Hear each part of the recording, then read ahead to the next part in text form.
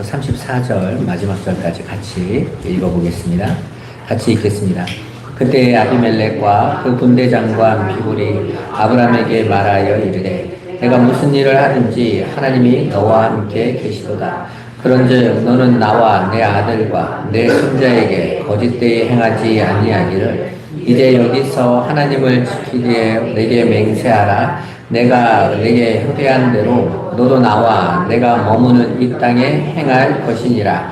아브라함이 이르되 내가 맹세하리라 하고 아비멜렉의 종들이 아브라함이 우물을 빼앗은 일에 관하여 아브라함이 아비멜렉을 책망하매 아비멜렉이 이르되 누가 그리하였는지 내가 알지 못하노라. 너도 내게 알리지 아니하였고 나도 듣지 못하였더니 오늘에야 들었노라. 아브라함이 양과 소를 가져다가 아비멜렉에게 주고 두 사람이 서로 언약을 세우니라. 아브라함이 7 암양 새끼를 따로 놓으니 아비멜렉이 아브라함에게 이르되 이 7 암양 새끼를 따로 놓음은 어찌미냐. 아브라함이 이르되 너는 내 손에서 이 암양 새끼를 7을 받아 내가 이 우물판 증거를 삼으라 하고 두 사람이 거기서 서로 맹세하였으므로 그것을 부엘세바라 이름하였더라. 그들이 부엘세바에서 언약을 세우매 아비멜렉과 그 군대장관 비굴은 떠나 블레셋 사람의 땅으로 돌아갔고 아브라함은 부엘세바에 에셀나무를 심고 거기서 영원하신 여호와의 이름을 불렀으며 그가 블레셋 사람의 땅에서 여러 날을 지냈더라. 아멘.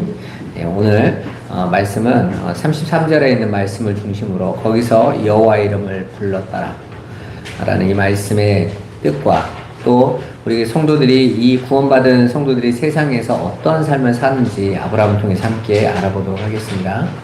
여러분, 구원받은 성도의 우선순위는 세상 승리가 아니라 세상에서의 구별됨입니다. 그래서 하나님께서는 우리를 부르시면서 내가 거룩하니 너희도 거룩하라 라고 말씀하고 계시죠. 많은 분들이 거룩에 대해서 많이 오해하고 있어요. 거룩하다라는 말하면 막 이렇게 말이 막 거룩해지고 막 이렇게 거룩하게 걸어가고 막 어떤 분은 뭐 거룩한 웃음도 있다는데 난 그런 웃음은 잘 모르겠는데 거룩을 그렇게 자꾸 보여지고 드러나는 어떤 거룩을 자꾸 찾는 건 잘못된 거예요. 거룩이라는 히브리어 단어 자체가 구별됨입니다. 구별됨. 그러니까 하나님이 하나님 백성들에게 요구하시는 그 거룩함은 세상과 다른 구별됨인 것이죠. 왜냐하면 성도의 정체성이 바로 그 구별됨에 있기 때문에 그래요. 성도라는 이름 자체가 거룩한 백성인 거잖아요. 구별된 백성이라는 것이죠. 하나님께서 예수 그리스도로 말미암아 저와 여러분을 세상과 구별하신 백성들인 거다. 그러면 그 구별된 하나님의 백성들의 삶이 어떤 삶인가? 그 세상에 우리가 보여줘야 될 그 성도의 삶이 어떤 삶인가? 특히 오늘날 같이 교회와 세상이 흐려져 가지고 뭐 어디가 교회고 어디가 세상인지 알지 못해서 세상 사람들이 교회가 뭐야? 라고 하는 지경까지 왔단 말이에요. 그건 지금 성도들이 자신들의 정체성이 다 흐려져 버렸다는 거죠. 그게 뭔지조차도 모르고 그냥 교인이라고 성도라고 하는 분들은 나 교회 다니니까 라고 생각하는 거예요. 그렇지 않습니다, 여러분. 저와 여러분들은 더 선명하게 하나님 백성임을 세상에 보여줘야 돼요. 그럼 그 삶을 아브라함이 어떻게 보여줬는지 한번 보자고요. 오늘은 성도의 대표인 아브라함이 세상을 상징하는 부엘세바에서 어떻게 성도됨을 드러내면서 살아냈는지를 보여주는 이야기입니다. 본문을 통해서 여러분도 삶의 방향을 확실하게 정하시기 바랍니다. 본문은 이스마엘을 내쫓은 후에 아브라함이 바로 하갈과 이스마엘이 쫓겨난 그 부엘세바로 이동해서 살게 돼요. 자, 봐보세요. 아브라함이 내쫓은 여종과 그 이스마엘이 부엘세바에 거주한다고요. 근데 아브라함도 어디로 와서 살아요? 부엘세바에서 와서 사는 이야기를 하고 있어요. 그런데 삶의 방향이 달라요. 삶의 모양이 다릅니다. 자, 이스마엘은 어떻게 살았는지 봐보세요. 20절에 보니까 하나님이 그 아이와 함께 계시니 그가 장성하여 광야에서 거주하며 그 광야 이름이 부엘세바란 말이에요. 그 땅이 거주하며 활 쏘는 자가 되었더니 우리가 지난주에 마지막으로 한번 살펴보지 않았습니까?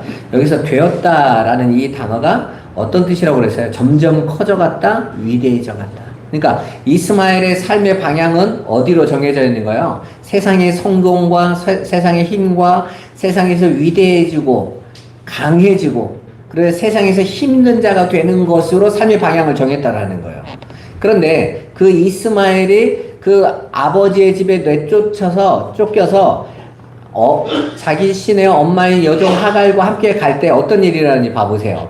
오늘 말씀해 보면 14절 15절부터 보면 이렇게 나옵니다. 아브라함이 아침에 일찍 일어나 떡과 물 한 가죽 부대를 가져다가 하갈의 어깨에 메어주고 그 아이를 데리고 가게 하니 하갈이 나가서 브엘세바 광야에서 방황하더니 어떠고 있어요? 방황하고 있어요. 가죽 부대에 물이 떨어진지라 그 자식을 관 먹던 물 아래에 두고 이르되 아이가 죽는 것을 참아 보지 못하겠다 하고 화살 한바탕 거리 떨어져 마주 앉아 바라보며 소리내어 우니 죽어가고 있는 거예요. 죽어가고 있는 거예요. 방황하고 물이 없어 목말라 죽어가고 있는 거예요. 그 땅이 어딥니까? 브엘세바예요. 브엘세바. 그런데 하나님의 사자가 하나님께서 이들의 울음을 듣고 오신단 말이죠. 오셔가지고 하갈을 부르면서 두려워하지 말라라고 말씀하시고 19절에 이렇게 말합니다. 하나님이 하갈의 눈을 밝히셨으므로 샘물을 보고 가서 가죽 부대에 물을 채웠더라. 자, 봐보세요. 물이 있어요. 있는데 물을 못 찾아. 이해되세요? 자, 이 세상 사람들이 마실 물을 먹고 있어. 그런데 어떤 물을 못 찾아요? 샘물을 못 찾아요. 생수의 물을 못 찾아요. 그러니까 지금 이 세상이 그렇단 말이에요. 성공도 하고 술도 마시고 즐기고 너무 재밌어. 그런데 그들이 세상에서 살아가는 모습이 방황이라는 단어로 딱 규정이 되고 그들이 죽어가고 있는 거예요. 모든 인생은 다 죽는 거니까. 그런데 죽어가는데 어떻게 죽어가냐면 물을 마시지 못해서 죽는단 말이에요. 그런데 그 물이 바로 옆에 있어. 근데 눈이 어두워서 물을 못 보고 있는 거예요. 마치 요한복음 4장에 보면 사마리아 여인이 정오에 우물물을 기르려고 그 땡볕에 왔는데 자신에게 물을 달라고 하시는 그분이 진짜 생수의 근원인 걸 알지 못하니까 우물만 쳐다보고 있는 거죠. 예수님 뭐라고 말씀하십니까? 네가 너에게 물 달라 하는 자가 사람이 생수를 줄 수 있다라는, 영원히 목마르지 않는 생수를 주는 분이면 안다면 그에게 구했을 거라고 그러잖아요. 그러니까 세상의 물은 다 알아.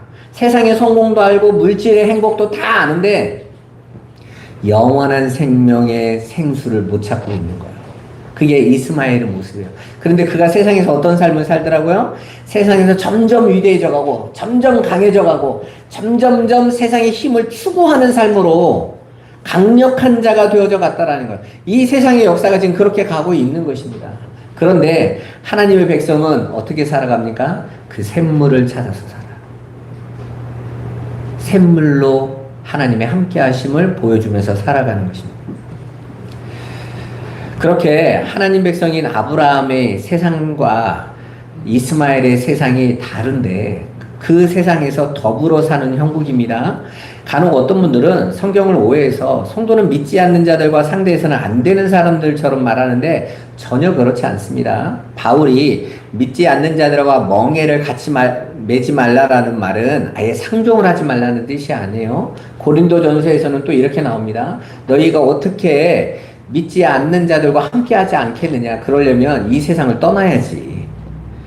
이 세상에는 당연히 함께 더불어 살 수밖에 없잖아요. 그럼 멍에를 같이 매지 말라는 건 무슨 말이겠어요?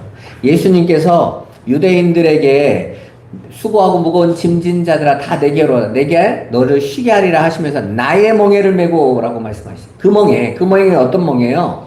바로 이 세상 속에서 그들과 예수가 가고 있는 곳의 멍에. 그러면 세상의 멍에는 어떤 멍에입니까? 오늘 이스마엘처럼 세상의 힘의 원리로 살아가고 그걸 추구하고 그것으로 자기 행복을 추구하려고 하는 그 멍에 매지 말라는 거예요. 그들과 같은 방식의 삶을 추구하려고 하지 말라는 것입니다. 오늘 본문에서 아브라함은 세상을 상징하는 그 브엘세바에서 살았지만 그 세상과 전혀 다른 삶의 방식으로 하나님 자녀답게 살아내고 있어요.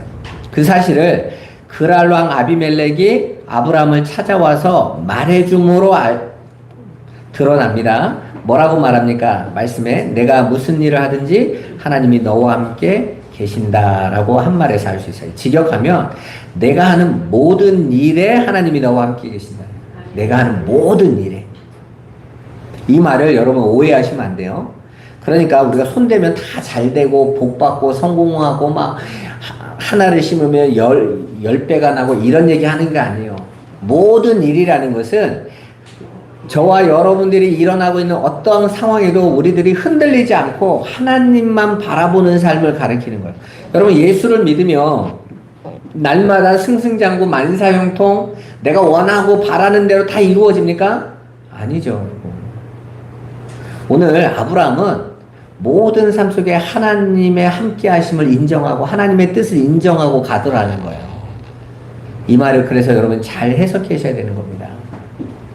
그렇게 아브라함이 모든 일에 하나님의 뜻에 순종하고 하나님의 뜻을 구하고 있는 그 모습을 아비멜렉의 눈에 보였다라는 거예요. 그래서 하나님이 모든 일에 함께하고 있는 사람으로 확인됐다라는 것이죠. 어떤 분들은 이 구절을 가지고 아브라함이 큰 부자가 되고 큰 군대를 가지고 있는 그런 복을 받으니까 이 땅의 왕이 동맹을 맺자고 찾아온 거라면서 우리도 아브라함처럼 하나님 잘 믿어서 세상의 힘을 복으로 받고 키워서 세상이 우리를 찾게 해야 된다. 그래서 교회도 막 큰 교회가 돼야 국회의원도 오고 정치인도 오고 그래서 우리가 한마디 하면 막 구청장도 쩔쩔매고 이게 하나님 뜻이다 이렇게 말을 하는데 전혀 그렇지 않습니다. 그건 이 말을 완전히 반대로 해석하고 있는 거예요. 왜 그런지 보세요. 25절을 한번 읽어볼까요? 25절. 아비멜렉이 종들이 아브라함의 우물을 빼앗은 일에 관하여 아브라함이 아비멜렉을 책망하매. 아멘. 지금 아비멜렉이 하나님이 너와 함께 모든 일 함께 하는 것을 보았다라고 말을 하는데 정작 아브라함은 아비멜렉에 뭘 지금 청구하고 있어요? 뭘 고발하고 있습니까? 니네 종들이 내 우물 뺏었어라고 지금. 그러면 지금 아브라함이 지금 아비멜렉을 만나기 전에 무슨 일이 있었던 거예요? 우물 털린 얘기가 있었던 거예요. 여러분 강한 자고 힘 있는 자의 우물을 누가 뺏어? 그러니까 우리가 지난 시간에 함께 나누지 않았습니까? 이스마엘과 이삭을 통해서 하나님 백성은 이 역사를 어린아이로 지나간다고 그랬잖아요. 그죠? 그래서 이스마엘이라는 그 세상의 강함과 힘 있는 자들 앞에 놀림거리와 조림거리와 박해와 그리고 빼앗김을 당하는데 그 삶이 어른인 아브라함에게서 동일하게도 나오고 있다는 것을 보여주고 있는 거예요. 그러니까 하나님이 우리와 함께 계시면 우리가 강한 자가 되고 힘이 있고 세상을 막 굴복시키고 이건 복음의 내용이 아닌 거예요. 그건 인간의 욕망을 가지고 하나님을 내 욕망의 말씀을 끌어당기는 거예요. 여러분 인간의 죄성이라는 것이 얼마나 강한지요. 하나님의 말씀도 왜곡시켜서 받아들여요. 우리가 이렇게 국회의원들 청문회 같은 데 보면 막 그 법원에 같은 막 고발하고 막 이러면 녹취록이 나오잖아요. 그때마다 참 놀라운 게 뭐냐면 자기가 한 말을 자기가 스스로 바꿔. 왜요? 아, 내가 그런 의도를 한 말 아니라고. 그 의도까지 어떻게 알겠어? 그러니까 전혀 아니라고. 인간은 그렇게 하나님의 말씀이 떨어지잖아요. 자기의 입맛으로 바꿔서 내 것으로 만들어. 그 우상숭배입니다. 이스라엘 백성이 광야에서 하나님이 만나를 주시는데 만나에는요 이스트가 안 들어가 있어요. 누룩이 없다고요. 딱딱하고. 그러니까 그들이 그걸 어떻게 합니까? 빻아서 밀가루처럼 빻아서 그것으로 먹으라고 그랬는데 그걸 빻아서 꿀 타서 자기들이 따로 음식을 만들어 먹어. 내 취향으로 싹 바꿔버리는. 여러분 그건 은혜가 아니에요. 오늘날 성도들이 하나님 말씀에 은혜 받았다고 하는 그 말을 자세히 들어보면 다 자기 입맛으로 다 바꿔놓은 거야. 다 바꿨어. 그리고 은혜 받았다는 거야. 아니요, 그건 은혜가 아니에요. 은혜는 하나님의 말씀이 나를 장악해서 나를 아버지 뜻으로 끌고 가는 게 은혜인 거예요. 그 은혜에서 나온 것이 카리스마입니다. 카리스가 은혜인데 마가 붙어서 카리스마인 거예요. 그러니까 카리스라는 그 은혜가 주인이 돼서 우리를 끌고 가는 것이 은혜인 거지, 내가 원하는 것, 기대하는 것으로 그걸 재해석해서 내 것으로 만들어서 내가 기분 좋아지는 게 은혜가 아니란 말이에요. 근데 오늘날 기독교인들은 은혜를 엉뚱한 것으로 찾고 있다고요. 지금 내 감정과 내 기분과 내가 원하는 것에 딱 맞으면 은혜 받았다고요. 그건 은혜가 아니에요. 그렇게 가면 망하는 거란 말입니다. 이스라엘 백성이 하나님께 구약을 받아서 그 율법을 받아서 그 율법으로 자기의 의를 드러내는 것으로 만들었다고요. 그랬더니 예수님 오셔서 뭐라고 말합니까? 너희들 다 틀렸다고 그러잖아요. 너희들은 다 강도들이라고 그러죠.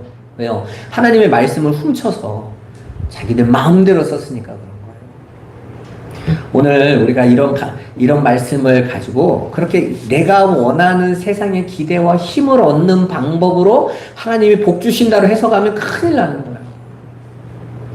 여러분, 복음을 조금 안 다음부터는 설교하는 게 얼마나 두려운지 몰라요. 이게 정말 하나님 말씀일까? 하나님이 이 말씀하고자 하시는 걸까? 두려워져요. 거기다 내 기분과 내 감정을 막 쓸 수 없는 거죠. 여러분 한번 생각해 봐 보세요. 자, 아브라함과 아비멜렉을 두 사람을 비교해 볼 때 누가 강한 사람이에요? 누가 부자입니까? 아비멜렉이잖아요.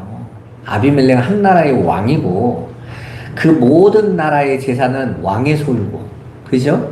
그리고 지금 아비멜렉이 누구를 데려가요? 아브라함하고 만날 때 군대 장관을 데려갔다고 그랬잖아요.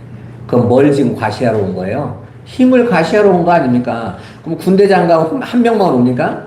왕이 가는데 왕 혼자 둘이 똘랑똘랑하고 돌아다니는 거 보셨어요? 군대 장관이 왔다라는 것은 군대가 왔다는 얘기잖아요, 지금. 뭐 하기 위하여? 또 내 말 안 들으면 그냥 죽는 거야. 보이지 않는 위협이 함께 담겨져 있는 거예요.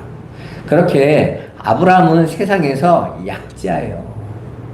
없는 자, 언제든지 빼앗길 수 있는. 그래서 우물을 빼앗기는 모습으로 아브라함의 모습을 보여주고 계신 겁니다. 여러분, 하나님이 함께 계시는 증거는 세상의 힘으로 증명되는 것이 아닙니다. 하나님의 백성은 하나님이 자신과 함께 하신다는 것을 자신의 탁월함이나 세상의 힘을 많이 취하고 물질을 많이 가지는 것으로 증명하는 게 아니에요. 그러한 세상의 힘은 하나님이 함께하지 않은 세상 사람들도 언제든지 다 얻을 수 있는 겁니다. 그러나 반드시 하나님이 함께 하심으로만 나오게 되는 것이 있는데 그것이 바로 세상과는 구별되는 거예요. 세상은 절대로 흉내조차 낼 수 없는, 아니 그걸 바보 같다라고 미련하다고 어리석게 여겨지는 어떠한 일들이란 말이에요. 힘을 추구하는 세상은 도무지 살아낼 수 없는 자신을 비우는 삶, 부인하는 삶, 나누는 삶, 섬기는 삶, 형제를 사랑하는 삶입니다.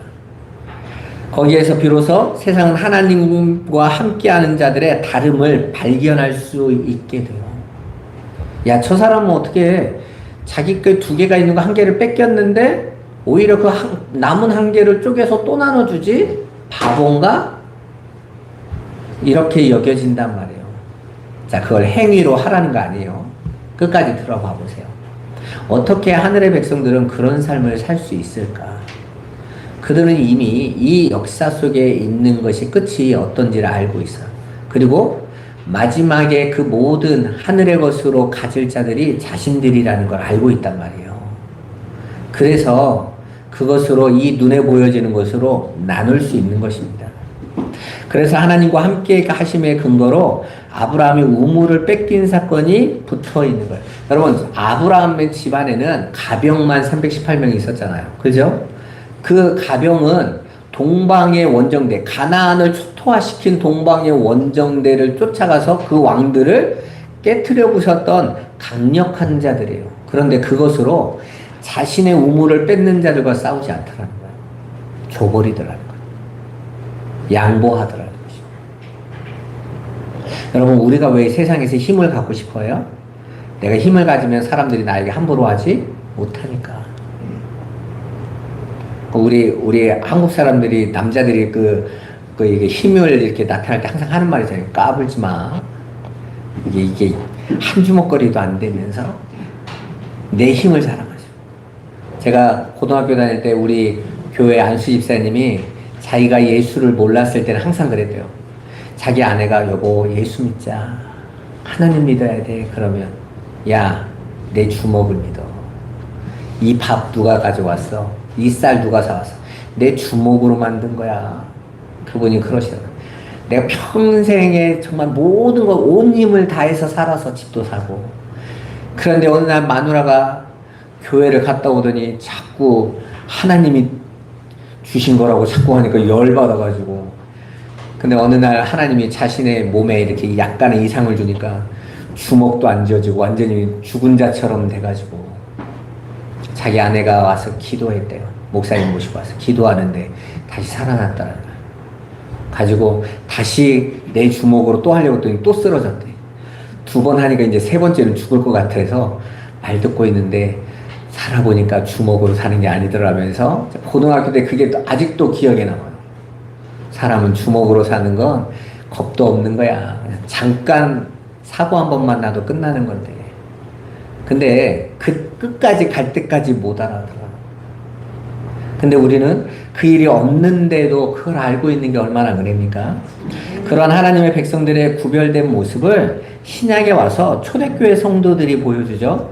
자기의 힘을 기르는 삶을 추구하는 세상과는 다르게 절대 자신의 것을 팔아서 타인에게 주면서 그것을 전심으로 섬길 수 없는 세상과는 다르더라는 거예요.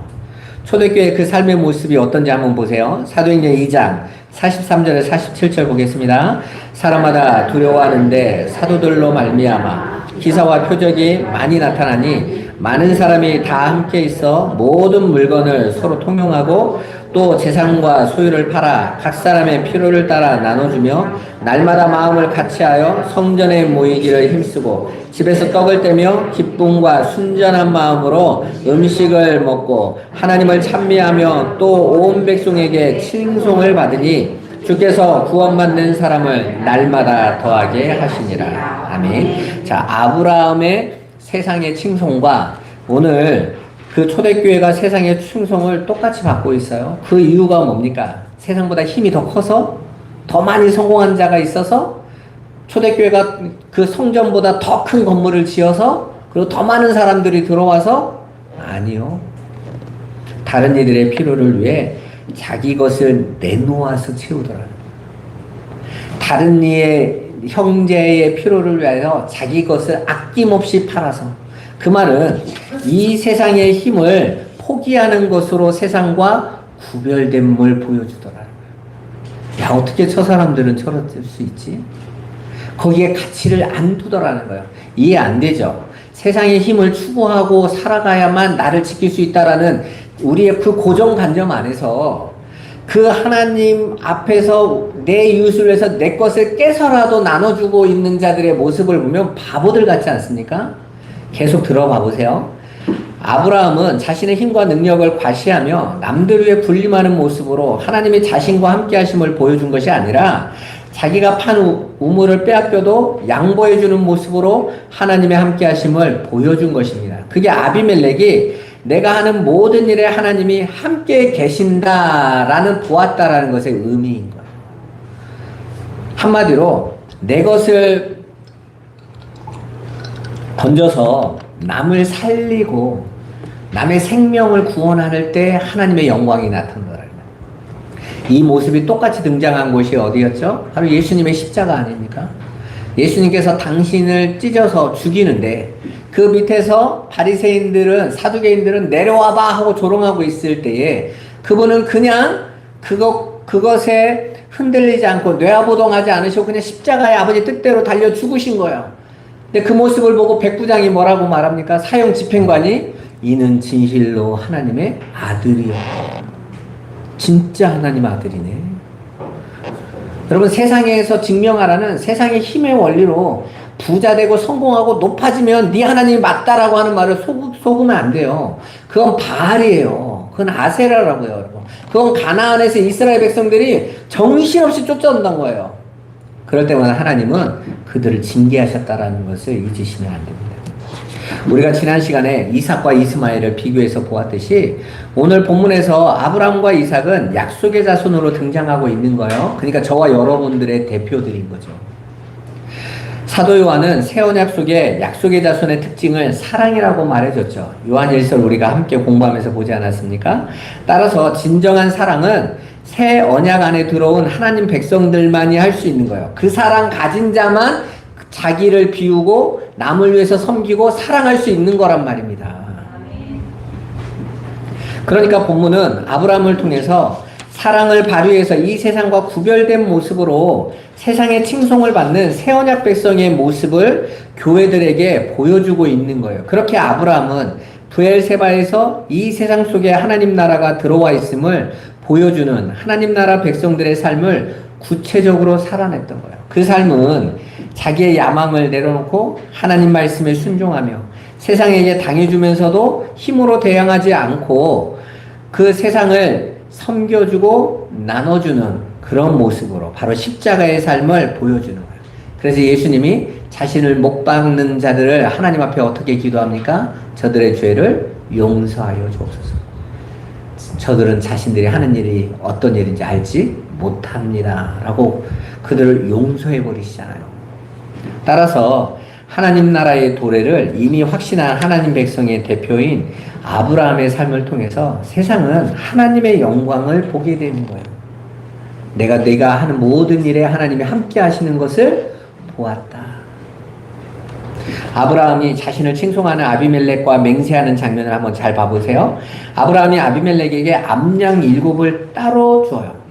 오늘 말씀해 보면 이렇게 나옵니다. 21장 28절 29절에 보면 언약을 세우는데 아브라함이 7 암양 새끼를 따로 놓으니 아비멜렉이 아브라함에게 이르되 이 7 암양 새끼를 따로 놓으면 어찌미냐? 아브라함이 이르되 너는 내 손에서 이 암양 새끼 7을 받아 내가 이 우물판 증거를 삼으라고 두 사람이 거기서 서로 맹세함으로 그곳을 브엘세바라 이름하였더라. 자, 한마디로 아브라함은 아비멜렉에게 암양 7을 따로 주면서 우물의 소유권을 주장한 거예요. 근데 왜 암양 7을 줬을까요? 자, 그 땅 이름인 브엘세바라는 이 뜻은 부엘이라는 뜻은 우물이라는 뜻이고 세바라는 뜻은 언약, 맹세 그리고 7이라는 단어를 갖고 있어요. 근데 언약이랑 맹세와 7이라는 단어가 공이 모음을 빼버리면요 같은 세바예요. 세바. 그래서 7이라고도 쓰고 맹세 언약이라고도 써요. 그러니까 7이라는 의미 안에 맹세와 언약이 함께 들어가져 있는 이중적인 단어를 가지고 있는 것이 바로 이 맹세입니다. 그런데 이 맹세라는 것은 완전성과 불변성을 담고 있는 거잖아요. 맹세는 깨지면 돼요? 안 돼요? 안 되죠. 끝까지 가야 되는 거예요. 근데 그렇게 완전성과 불변성의 맹세를 주장하기 위하여 완전성과 불변성을 나타내는 7마리를 준 거예요. 7이라는 완전 창조의 완전성, 불변성. 히브리 사람들에게 7은 그렇게 완전하면서도 영원한 의미를 가지고 있는 거란 말이에요. 그래서 아브라함이 7마리로 암양을 줌으로 말미암아 이제 이 우물은 내가 사는 동안 내 거예요? 아니면 영원히 내 거예요? 영원히 내 거란 말이에요. 아니 그런데 한번 생각해 봐보세요. 모든 인간이 죽는데 아브라함은 왜 영원한 것에 투자를 하는 거예요 대체? 왜 완전한 것을 위하여 돈을 지불하냐고요 이 땅에서. 그거 물 사라져도 끝나는 것이고 아니 그 땅 떠나면 끝나는 거 아닙니까? 자기는 그럴 사람도 아닌데. 그런데 왜 그 우물의 영원한 완전한 소유권을 위해서 사고 있냔 말입니다. 이게 비밀인 거예요. 여러분 이 세상 살아가는 사람들은 자기가 사는 날밖에 볼 수 없어요. 여러분의 인생의 계획을 언제까지 세우고 계세요? 기껏 해봤자 8, 90 된 때에 나 사는 동안 좀 괜찮게 사는 거 지금 계획하고 계시는 거잖아요. 보험도 100세까지밖에 보장 안 해주는데 그죠? 아브라함은 이미 자신이 그 땅을 자신이 가질 수 없다는 걸 알고 있어요. 하나님이 이미 4대 후에 그 후손이 갔다가 돌아올 걸 알았습니다. 한마디로 아브라함이 그 땅을 취할 수 있는 황주는 430년 후였던 거예요. 그죠? 그런데 사실은 정확하게 말하면 그 브엘세바를 완전히 정복하고 가졌던 건 다윗 때입니다. 그러니까 지금 아브라함의 언약의 그 우물이 내 소유가 되어지는 그 시간은 1000년 후인 거예요. 1000년 후. 1000년 후에 완성이 된 거니까. 그런데 아브라함은 왜 그 우물의 소유권을 완전한 맹세로 가졌을까요? 이미 아브라함은 그 언약을 하면서 그 우물이 영원히 나의 것임을 알고 있었다는 거예요. 잠깐 이 세상에서 주인이 아비멜렉이랄지라도 그 우물에 약속을 하신 분은 하나님이시니까 그 땅의 소유권은 나기 때문에 영원한 것으로 지금 붙잡고 사고 있는 거예요. 그게 맹세인 것입니다. 우리는 지금 얼마 살지 않을, 그리고 어떻게 무너질지도 모를, 제가 이번 주에 그 베네수엘라 그 지진 난 거 보니까 호텔이 그냥 아이스크림 녹듯이 무너져 버리더라고요. 야, 저렇게도 무너질 수 있구나. 건물이 좀 부실하게 지었을 수도 있지만 그냥 이렇게 그냥 아이스크림 좀 호두두두두 이렇게 무너졌어요. 여러분, 우리가 지금 부동산 투자한다 하면서 열심히 하고 있는 거, 여러분 몇 년을 바라보고 있는 거예요, 지금 그거. 왜 영원한 나라는 안 바라보시는 말이에요? 그 완전한 나라는 왜 안 바라보시는 말이에요? 아브라함은 그것을 지금 사고 있는 거야. 영원한 것을 보고 있단 말이에요. 고려시대가 한 430년 됐나요? 조선시대가 한 550년, 60년 됩니까? 그러니까 아무것도 아닌 거잖아요. 그런데 하나님 백성은요, 영원한 나라를 준비하고 이 땅에서 구별된 삶을 살더라는 것입니다. 오늘날 한국교회의 성도들은요, 눈앞의 것밖에 안 보여요. 그들이 어떻게 하늘의 백성입니까? 그러니 절대 구별될 마음이 없는 거죠. 하나님은 교회를 다녀서 구원받는다고 하지 않으세요. 내 백성은 구별된 백성이다. 성도라는 이름을 가진 자들은 점점 더 세상에서 구별된 자리로 나오는 자들인 거예요. 그들에게만 그 영원한 약속이 보여요. 완전하신 약속이 보인단 말이에요.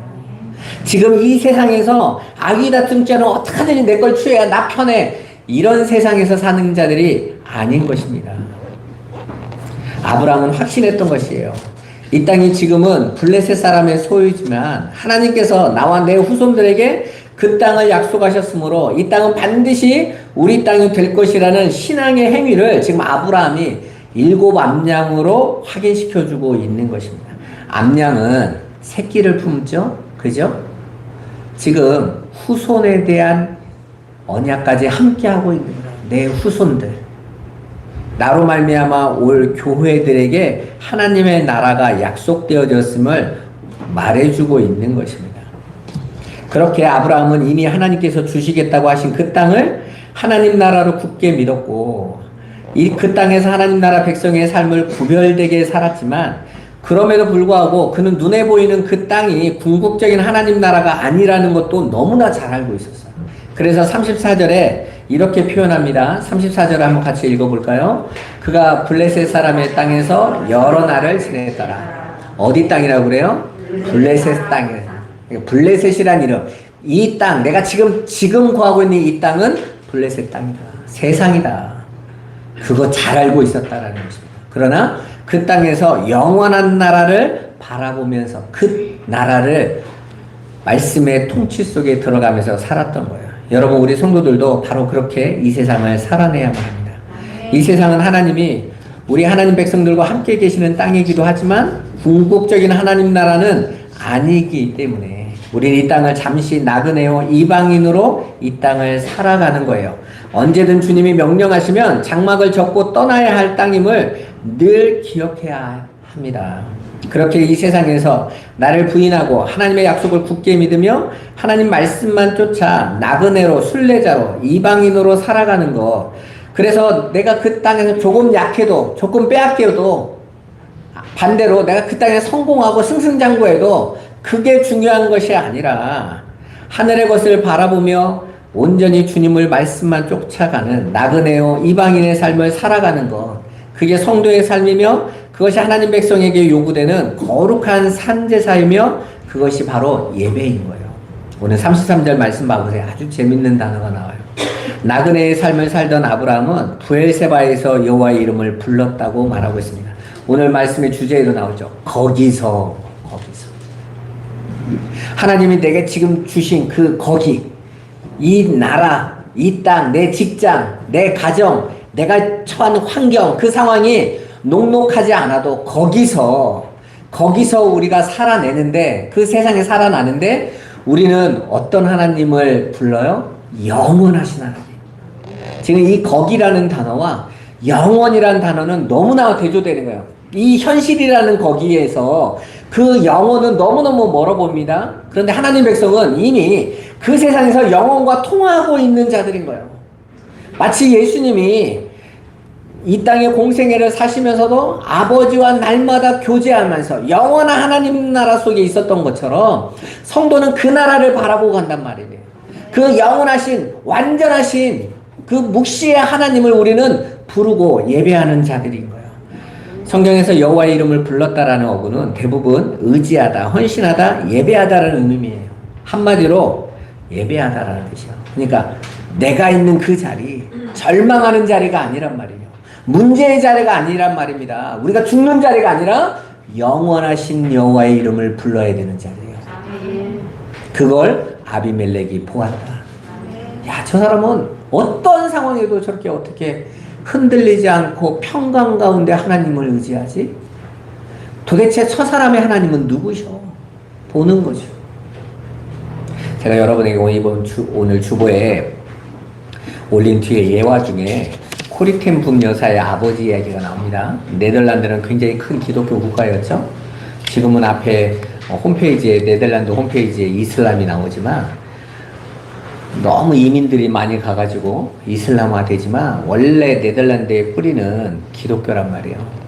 코리 텐 붐 여사는 그 유태인이 학살될 때 죽게 된 유태인을 자기 집에서 지켜주다가 걸려서 수용소에 끌려가서 자기 언니도 죽고, 그럼에도 불구하고 신앙을 전하는 정말 저술가이자 또 하나님 나라를 전하는 굉장히 중요한 연사이기도 했어요. 근데 그분이 자신의 영향을 준 자기 아버지에 대해서 이야기합니다. 하루는 아버지가 시계방을 운영했는데 어떤 돈 많은 손님이 와서 시계를 물어보는 거예요. 그리고 그 시계를 샀습니다. 너무 잘 됐죠. 하루하루가 힘든데 그 시계를 팔면 고가의 시계였기 때문에 가족이 한참 잘 편안하게 살 수 있는 아주 좋은 조건이었는데, 그 물건을 사면서 손님이 나가려다가 자기가 이 시계를 사는 이유를 이야기하는 거야. 다른 곳에 이 똑같은 시계를 원래 갖고 있는데 그 시계가 다른 곳에 갔더니 이건 고장나서 이제 사용할 수 없다고 해서 할 수 없이 사게 됐노라, 이런 말을 들은 거죠. 아, 그러시냐고. 잘 쓰시라고 하면 되는 거 아닙니까? 근데 이 아버지가 그 고장난 시계 좀 보여달라고 가져오셨으면 고장난 시계를 보여줍니다. 그러더니 가서 뚝딱뚝딱 다 고쳐버려요. 그리고 나서 이제 잘 돌아가니 이 시계 그대로 쓰시라고 하면서 그 새 시계를 돌려받고 돈을 남겨주는 거야. 그걸 어린 코리 텐 붐이 보면서 속 터지죠, 아버지. 아버지 가만히 그냥 팔면 되지.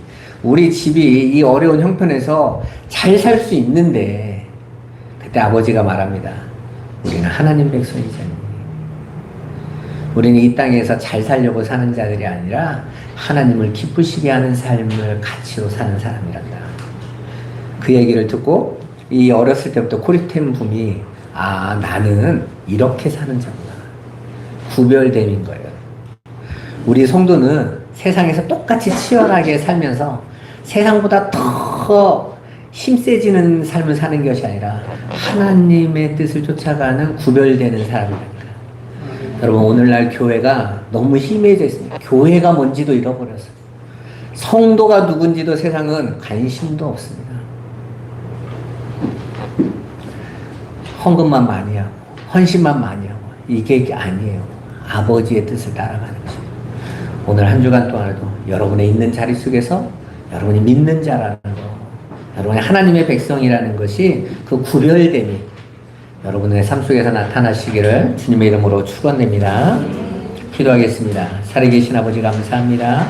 전능하신 하나님, 거룩하신 주님께서 우리를 사랑하시는 그 뜻을 의지하며 우리에게 영원하신 하나님 나라, 영원히 우리에게 유업으로 주신 것을 믿음으로 붙잡고 이제 우리 성도들이 자기를 비우고 섬기며 사랑하는 삶에 세상과는 구별된 삶을 기치로 들고 나가게 하여 주옵소서.